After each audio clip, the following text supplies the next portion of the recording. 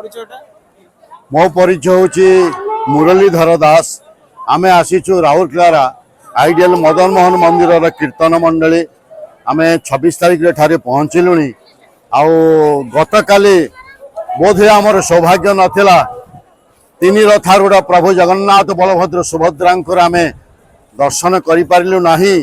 सी हो पारे तांकर निर्देश हो पारे किंतु आज आमर सौभाग्य आमर जन्म सार्थक होती। आज बड़दाण्डे आम तीन मूर्ति रथ रथरूढ़ बलभद्रंकर सुभद्रांकर प्रभु जगन्नाथ रथ आज आम रथ चलन देखिलु रथ टणा देखिलु।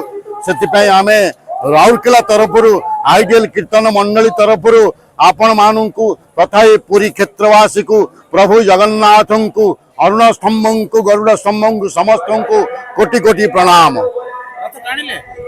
रथ आम टाणिलु रथ टाणिलु टिके कष्ट है आमको जीवाक दिहला किंतु सुविधा फांका देखिकी आम गलु रथ रथ दौड़ी रे टिके हाथ मारिलु से सौभाग्य आमको मिली।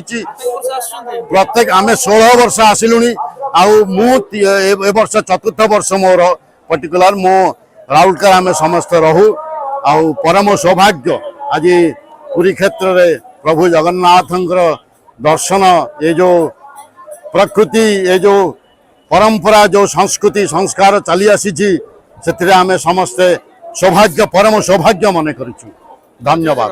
जय जगन्नाथ।